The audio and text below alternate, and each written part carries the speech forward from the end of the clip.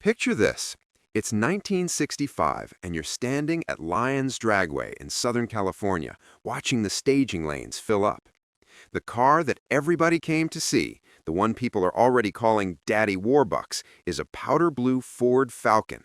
Not a Galaxy, not a Thunderbolt Fairlane, a Falcon. The little economy car your aunt drove to the grocery store. Except this one has a 427 cubic inch racing engine stuffed under its fiberglass hood, with fuel injectors sticking up out of the cowl, and it sounds like the earth is tearing open every time the throttle opens. The driver is a tall blonde guy from North Georgia with an easy drawl who sells Fords at a dealership in Decatur when he isn't doing this. His name is Phil Bonner, and he has a problem that is actually a genius insight, and he has turned that insight into one of the most successful factory drag campaigns in American history. The problem is simple. The cars he's supposed to beat are bigger, heavier, and powered by engines that are at least as good as his. The insight is that none of that has to matter if the car he's driving weighs dramatically less than all of them. What happened next across the following 4 years is a story about a Georgia car salesman who exploited an obvious in hindsight loophole in the physics of drag racing, about Ford's all-out factory war on Chrysler on every quarter-mile strip in the country, and about how a little blue Falcon and its outlaw AWB mutation helped give birth to an entirely new class of racing car that still exists today. And then the car disappeared, and the man died. And most people outside the hardcore Ford drag community have never heard of either of them. So let's fix that. Before we get into the Falcon itself, we need to understand who Phil Bonner was and how he ended up in Ford's elite drag team in the first place, because that story is actually what makes the rest of it make sense. Bonner was born in Haralson County, Georgia, in June of 1933, and he started drag racing in 1954 at Fairburn Dragway near Atlanta, which he believed was the first drag strip in the eastern United States. And when I say he started racing, what I mean is he showed up in the car he drove every day, a Ford with an automatic transmission, and ran it against whoever else showed up. That's how the sport worked back then. You drove your car to the strip, raced it, and drove it home. There were no sponsors, no factory budgets, no purpose-built race cars, just guys with fast street cars trying to settle arguments about whose was faster. Bonner hit Fairburn regularly through 1957, then moved to Yellow River Drag Strip as things professionalized. By day, he sold cars at Al Means Ford in Decatur. By weekend, he raced whatever he could build or buy with his own money. The two parts of his life fed each other in an obvious way. A guy who races cars is going to have a pretty good idea which cars his customers should buy, and a guy who sells Fords is going to have a natural loyalty to the blue oval that goes beyond whatever paycheck Ford eventually starts writing him. That paycheck became a real thing in 1961 when Bonner started running a 390-powered 1961 Ford Starliner at Yellow River for actual prize money, and his results got noticed up in Dearborn. Ford had just made a corporate decision that would reshape American motorsport. In June of 1962, Henry Ford II broke from the Automobile Manufacturers Association's Gentlemen's Agreement, an informal pact where the Big Three had agreed not to publicly support racing programs.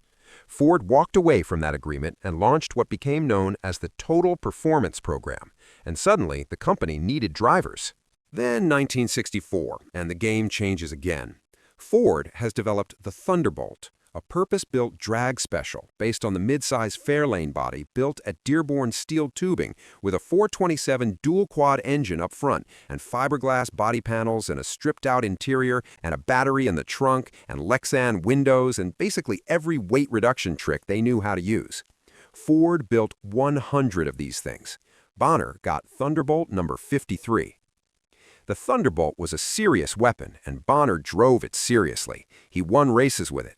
But here's where his thinking starts to diverge from the standard factory playbook, because Bonner is looking at the Thunderbolt, a car built on a 115.5-inch wheelbase Fairlane platform, and then he's looking at the Falcon sitting in the showroom and doing arithmetic.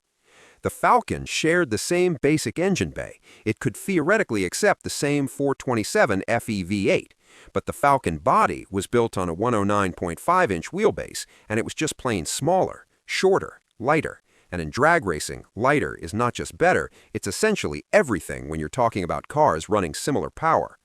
Bonner isn't the only person thinking this way.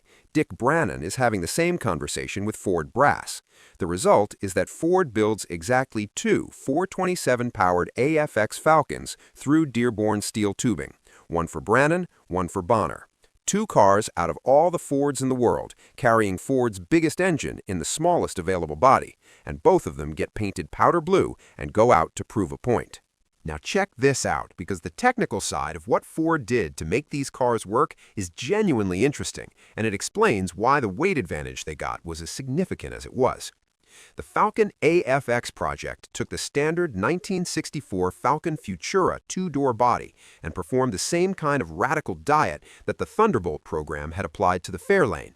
Fiberglass replaced the steel hood, fenders, doors, and trunk lid. Lexan replaced the glass in the side and rear windows.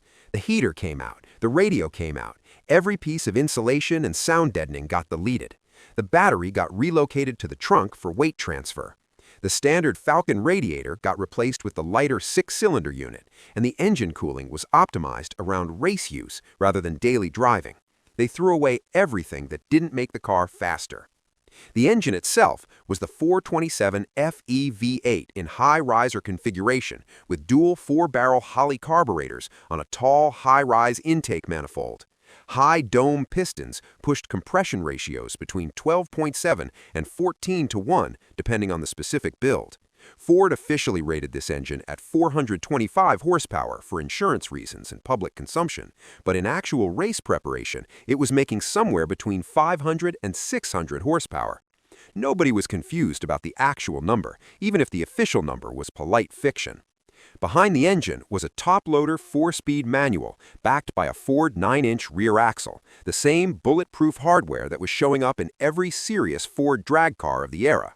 The 9-inch rear was essentially the gold standard for strength, and the ability to swap gear ratios quickly was crucial for the match race circuit, where you might run different strips on consecutive nights with different track conditions. Now, the Thunderbolt that Bonner had been driving weighed roughly 3,203 pounds in race trim, which was already pretty good for a car running that much engine. The Falcon, with all the same deletions applied to a smaller body, was getting down toward 2,200 pounds, or maybe even a little under, depending on which version and which source you trust. The exact weight documentation hasn't surfaced publicly, and probably lives in Ford's internal race records if it survives at all, but the range is consistent across multiple sources. You're talking about somewhere between 800 and 1,000 pounds less car, carrying essentially the same amount of horsepower. On a quarter-mile strip, that's enormous. That's the difference between running 12s and running 11s. The car at the 1964 AHRA Nationals in Dallas-Fort Worth ran 11.29 seconds at 123.8 miles per hour in the quarter mile. That was genuinely competitive with anything that Chrysler had on the circuit that year. Bonner won Top Stock and Stock Eliminator at that event, then went west and won the Southern California West Coast Nationals at Lyons Dragway and took 2 AHRA Nationals victories total for the 1964 season. From standing start to national-level success in about 12 months of running the Falcon. But the thing Bonner is already doing that matters even more than the wins is watching what Chrysler is doing, because Chrysler is about to change the whole sport. So here's the context, because you can't understand what Bonner built next without it. In 1964 and into 1965, Chrysler is running an escalation program that makes the AFX Falcons and Thunderbolts look almost conservative. Their engineers have figured out that you can move the entire front axle and the rear axle of a production car body significantly forward while keeping the roof and the windows in their stock positions. And the result is a car that looks like a normal Plymouth Belvedere or Dodge Coronet from 10 feet away, but actually has the rear wheels way too far forward under the body and the nose stretched weirdly long in front. Chrysler moved their rear axles forward 15 inches. The front axles went forward 10 inches. The result shifted a massive percentage of the car's weight directly over the rear drive wheels, which meant insane traction at launch, which meant incredible 60-foot times, which meant you could make power at the rear wheels translate into forward motion instead of tire smoke. With their 426 Hemi carbureted, they were running 10.20-second quarters at 138 miles per hour. With Hillborn injection, it got down into the mid-9s at better than 140. The NHRA looked at all of this and said no. They imposed a 2% wheelbase alteration limit, which effectively banned the most radical altered wheelbase cars from NHRA-sanctioned competition. The AHRA was more permissive, and the match race circuit, which operated completely outside any sanctioning body's authority, welcomed everything because the fans wanted to see the fastest machines that existed, and promoters were happy to give them what they wanted. Bonner saw what Chrysler was doing and made a decision. He was going to build a car that could run with the AWB Mopars on the match race circuit, but he wasn't going to wait for Ford to build it for him. He built it himself. This is where the actual Daddy Warbucks car, the one that people remember, the one that became the legend, comes into the story properly. The altered wheelbase Falcon, what Bonner built for 1965, wasn't a Dearborn steel tubing car. This was Bonner's own project. He took a 1965 Falcon body and relocated the front axle forward about an inch and the rear axle forward about 3.5 inches. Not as radical as what Chrysler had done on their AWB cars, but significant enough to noticeably change the weight distribution and traction characteristics at launch. Then, instead of keeping the dual 4-barrel Holley carburetor setup from the factory AFX car, he went to Hilborn stack fuel injection. The Hilborn system was a mechanical fuel injection setup that delivered fuel directly into each intake runner above the valve, and it had sharper throttle response than carburetors and could flow more fuel at high RPM. It was a common choice on the match race circuit in this era because it made more power where it mattered, and it looked spectacular. Those injection stacks sticking up out of the cowl were unmistakable from the grandstands and from the competition's starting line perspective. Body panels were fiberglass, windows were Lexan. Everything that could come out, came out, and the car went out on the match race circuit painted powder blue with Daddy Warbucks lettered across the side, and it immediately became one of the fastest and most recognizable machines running anywhere in the country. Eyewitness accounts from this period are something. Fans who saw the Falcon launch described all 4 wheels coming off the ground at launch, and then 3 wheels on the 1-2 shift, the car hopping forward under power in a way that looked genuinely frightening from the guardrail. One fan from Dover wrote about watching it decades later. All 4 wheels off the ground when he launched, 3 wheels on the 1-2 shift. My dad called it the leapfrog. A California observer who watched Bonner come west to race called him a real can rattler when he came out west to do battle with the big shots at Lyons, Fremont, Irwindale, Fontana. The powder blue paint and the California crowd's affection gave Bonner a new nickname out west. They called him the Georgia Peach, which is pretty good for a guy from Haralson County who started out racing his daily driver on a dirt strip near Atlanta. Now, the genius of what Bonner figured out for 1965 goes beyond just building one fast car.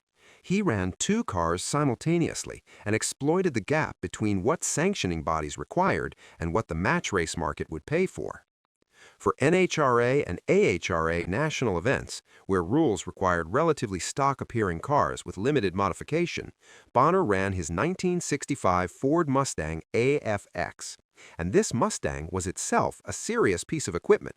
Ford built only 5 of these cars total and sold them to selected drivers for $1 each, with the condition they be used exclusively for drag racing. The engine was the 427 SOHC, the single overhead cam version of the FE block that Ford developed specifically as a racing engine and which the NHRA and NASCAR had both banned from their competitions because it was never available in any production car. The SOHC cammer made somewhere between 616 and 657 horsepower at the flywheel, depending on tune, and it was built by Holman and Moody, whose shop costs for the work came to around $11,170 per car, with about 80 hours of labor. The suspension had to be reworked to accept the wider engine. The stock McPherson strut up front got replaced with a torsion leaf arrangement that could actually fit the overhead cam heads. It was a legitimately exotic piece of machinery dressed in a Mustang body. Bonner ran the SOHC Mustang at the events that required it. Then he put the outlaw AWB Falcon on a trailer and dragged it to every match race booking he could get, which was apparently quite a few, because match racing in 1965 paid well if you were winning, and Bonner was winning constantly. Bang Shift's Brian Loans described the strategy exactly right. He'd run the Mustang at events that required legal cars and then pound on the match race Falcon multiple nights a week to pay the bills and stock away the cash. 6 nights a week sometimes, different strip every night. Texas Wednesday, Thursday, California Friday, Saturday, Virginia Sunday, and somehow back to Georgia for the shop day. The logistics of running a national match race operation in 1965, before cell phones or reliable interstate highways, were just grinding, hard physical work, and Bonner and his crew did it continuously across the entire racing season. The results from 1965 are almost hard to take seriously because the number of events won across two different cars on two different circuits in different parts of the country is just relentless. 3 AHRA Nationals victories, the NASCAR Spring Championship in Richmond, the Cars Magazine Classic at Cecil County Dragway, the NASCAR Drag Race Division Superstock Championship in Deland, Florida, and somewhere in there he rattled off 49 consecutive race wins. Not 49 wins in a season, 49 wins in a row. Just didn't lose for a stretch long enough that even in a sport where the best cars win most of the time, it stands out completely. The overall career win percentage across everything Bonner raced is documented as roughly 85% on gasoline and around 60% on nitromethane. He raced more than 600 times across his career. Those numbers aren't padded by running against weak fields at small local strips. This is a guy who raced nationally and internationally against the best cars Ford's biggest rivals were fielding. And then there's the Richard Petty match race, which is one of those intersections of different racing worlds that you could not have scripted. In 1965, NASCAR banned the Chrysler Hemi from Grand National competition. Chrysler responded by pulling their factory cars from NASCAR entirely for most of the season, which meant Richard Petty, who was running a factory-backed Hemi Barracuda, was suddenly without a NASCAR schedule. So he went drag racing, and he ended up at Union Hill Dragway in Nashville, Tennessee, running his Hemi-powered Barracuda 4.3 Junior against the match race circuit regulars. Bonner was one of them. Bonner beat him. The guy who would eventually win 7 NASCAR championships got beaten in a match race at a Tennessee drag strip by a car dealer from Decatur, Georgia, who had stuffed a Ford 217 into a powder blue Falcon. That's the kind of story that would be hard to believe if it weren't documented. Let's talk about the competition side of this in more depth, because it helps explain why Bonner's approach was as smart as it was, and why the Falcon specifically was the right car for the moment. The Ford-Chrysler war and drag racing during the mid-60s was ferocious on a scale that's hard to convey now. General Motors had voluntarily stepped back from factory racing support. They were worried about antitrust action, given that they held something like 53% of the American car market, and the last thing they wanted was congressional scrutiny of how they were spending money. So with GM mostly sidelined, the fight on the drag strips was essentially Ford versus Chrysler, and both companies were spending serious money to win it. On the Ford side, you had the entire total performance machine, the factory team drivers like Bonner and Brannon and Ronda and Ritchie running on allowances and receiving factory cars, Holman and Moody building the exotic stuff like the SOHC Cammer Mustangs, Dearborn steel tubing handling the volume production lightweights. The whole program ran through Dick Brannon's office, and it was coordinated in a way that looks remarkably professional for 1964 and 1965 drag racing.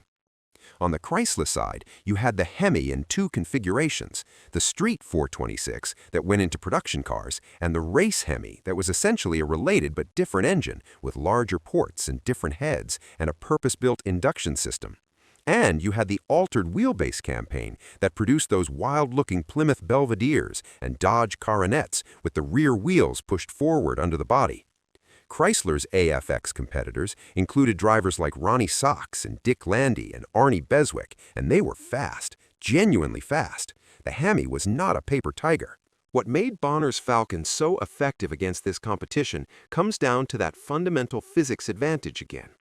Chrysler's AWB cars were performing the same weight transfer trick that Bonner's Falcon performed, but they were doing it on heavier platforms. The Plymouth Belvedere and Dodge Coronet bodies that Chrysler was using were bigger and heavier than the Falcon, even after radical lightening.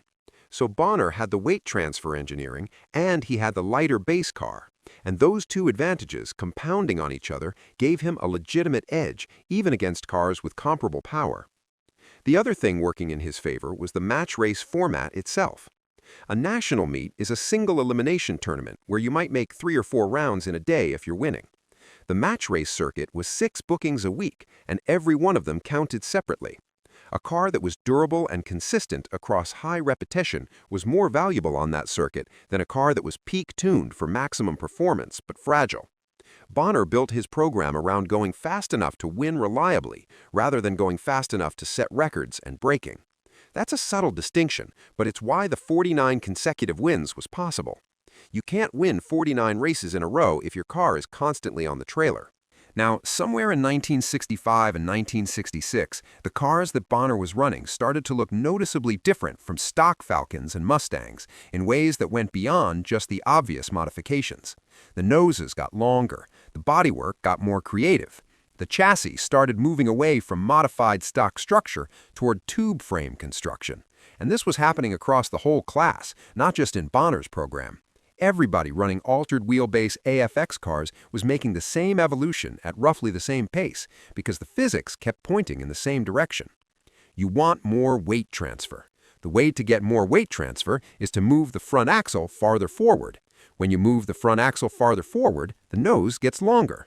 A longer nose needs more structural support, and the stock unibody sheet metal isn't designed for the loads you're putting through it when you launch a 500 horsepower car off a drag strip.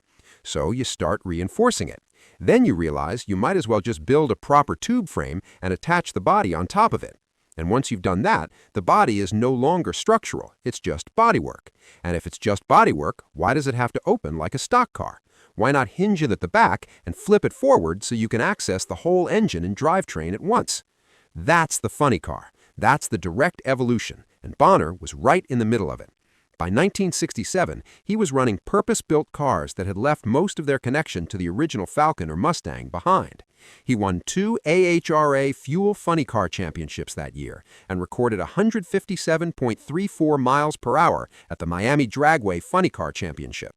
The speeds were climbing into territory that made the cars genuinely dangerous in ways that the sport was only beginning to figure out how to manage. By 1968 and into the 1969 season, the flip-top funny car was fully established as the machine the crowd came to see, and Bonner was building right along with the class. For 1969, he commissioned a flip-top Ford Torino funny car on a Loggy chassis, Loggy being one of the premier chassis builders of the era, and by every account, it was a proper state-of-the-art machine, ready to run at the top level of a class that was now drawing 40 cars to every major national event. Then, Ford pulled the plug. Henry Ford II had been the guy who broke the AMA agreement in 1962 and launched Total Performance, and now the economics of the late 60s had him making different decisions. Ford's racing budget got cut dramatically. Factory support for drag racing ended, and Bonner, who had been running on Ford's money and Ford's parts and Ford's infrastructure for the better part of a decade, was suddenly looking at a Loggy chassis Torino funny car that he'd have to run out of his own pocket if he wanted to run it at all. He decided not to. He sold the Torino without racing it and walked away from the sport entirely. And this is worth pausing on because it says something about who Phil Bonner actually was.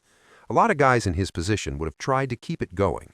They'd have found sponsors or run low budget or borrowed money or done whatever it took to stay connected to the thing that had made them famous. Bonner looked at what it would cost to run competitive at that level without factory backing and decided the math didn't work and retired. That's a cold-eyed, pragmatic decision from a guy who had been a businessman his entire life alongside being a racer. He wasn't going to throw good money after bad. He was done. He went back to the car business and did well at it. He flew private airplanes, which he'd apparently been into for some time.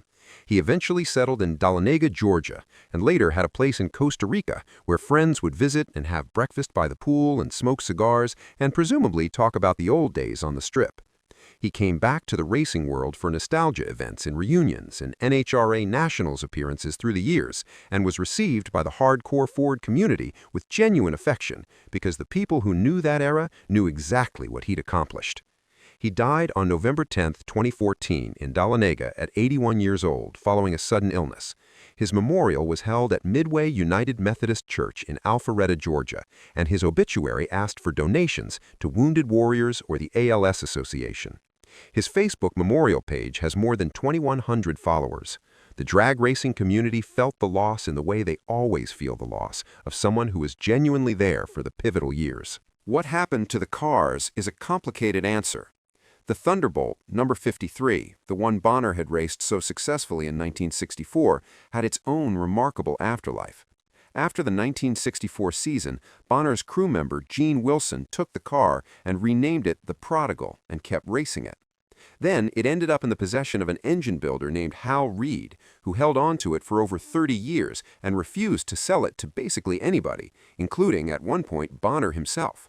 That's a strange kind of devotion, keeping the car away from its original driver, but it preserved the car in a way that allowed it to eventually be found and restored properly.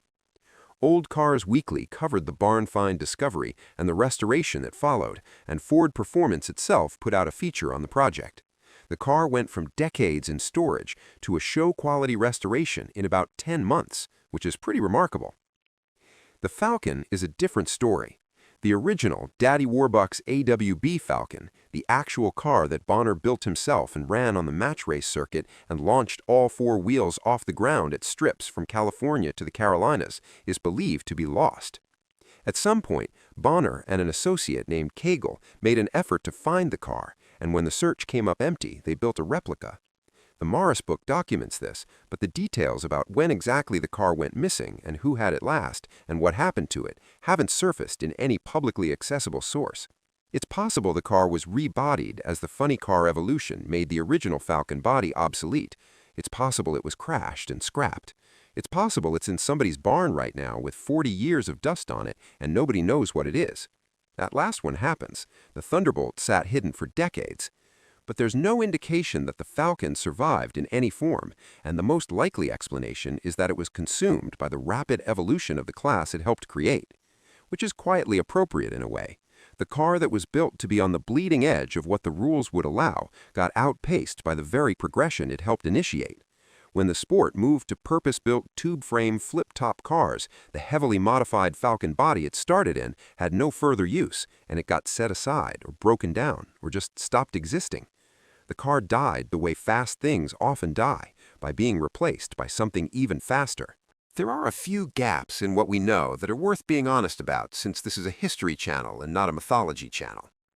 The origin of the Daddy Warbucks name is not documented anywhere publicly.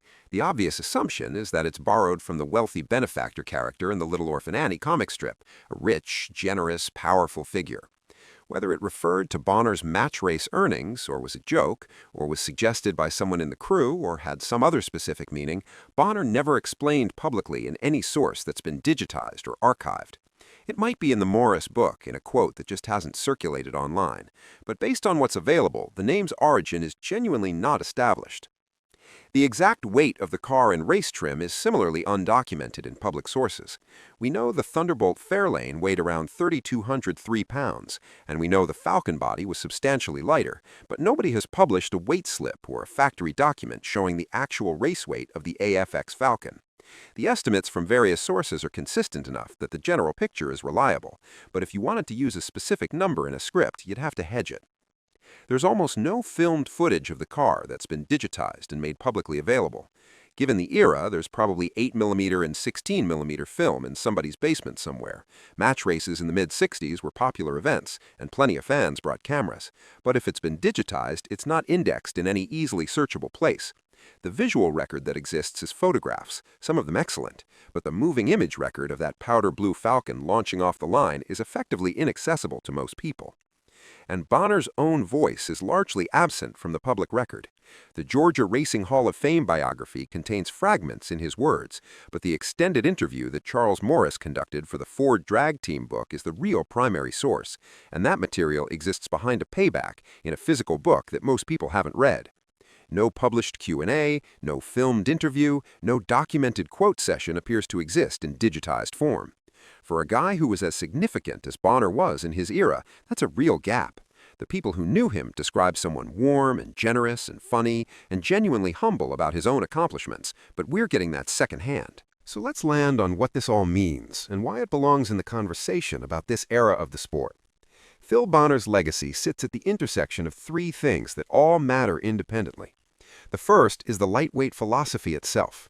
The insight that putting the biggest available engine in the smallest available body is the correct approach to drag racing is not complicated, but executing it at a national level in the early 60s, when Ford was still figuring out what the factory program was supposed to look like, required someone to push for it. The AFX Falcons and the two-car strategy that Bonner ran in 1965 demonstrated concretely what was possible when you took that approach seriously. Every team that came after, in funny cars and top fuel and pro stock and every other class, inherited some version of the same principle. The second is the funny car genesis. Bonner's altered wheelbase Falcon didn't create the funny car class by itself. The AWB Mopars and Jack Chrisman's blown Comet and a dozen other cars were all pushing in the same direction simultaneously. But Bonner's machine is a direct ancestor, documented specifically by sources that track the class's evolution, and the fact that he was running one of only two 427 Falcons in existence gave the car a visibility it wouldn't have had if there had been 20 of them. When fans and competitors looked for examples of what the AFX class was becoming, the Daddy Warbucks Falcon was one of the cars they pointed at. The third is the business model. Running a dual-car strategy that divided legal circuit events from match race outlaws and made money on both channels while maintaining relationships with the factory and with private promoters simultaneously was genuinely sophisticated for its era. Bonner wasn't just a fast driver, he was a racing entrepreneur who understood the economics of the sport well enough to build a program that worked financially on top of working technically. A guy who sells cars for a living and races on weekends sees the commercial logic of the sport more clearly than someone who just wants to go fast. That perspective made him better at the business of being Phil Bonner than most of his competitors were at the business of being themselves. 600 races, 85% win rate on gasoline, 49 consecutive wins at one stretch, 2 AHRA Fuel Funny Car Championships, a NASCAR win against the guy who would eventually win 7 championships, Hall of Fame inductions in 1995 and 2007, a Facebook memorial page where people still post decades later, and a car that's probably gone, but that everybody who saw it launch at Lyons or Yellow River or Cecil County or Miami Dragway remembers with a clarity that suggests it made an impression that simple winning never quite explains. There's a model kit of it. There's die-cast in 1:118 and 1:164 scale. There's a limited edition art print of Bonner versus Brannan that sold out in a run of 350. These are the artifacts of a car and a driver that mattered enough that people wanted to hold something that referenced them, even when the real thing was gone.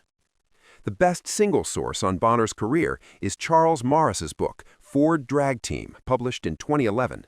Morris sat down with Bonner in person and got the extended interview that nobody else apparently managed, and the book includes over 400 photographs from the era. If you want to go deep, that's where to go. Phil Bonner was a Georgia car salesman who figured out that the Falcon was the right car to put Ford's biggest engine into, and then went out and proved it 600 times over across one of the most competitive eras in drag racing history. The car is gone, the man is gone, but the class of racing car that the Daddy Warbucks helped create is still running every weekend at tracks all over the country, and the drivers behind the wheel of those modern funny cars are racing in a tradition that runs directly back through the mid-60s factory wars and back through a powder blue Falcon on a Southern California drag strip to a car salesman from Haralson County, Georgia, who knew that lighter is faster and was willing to prove it.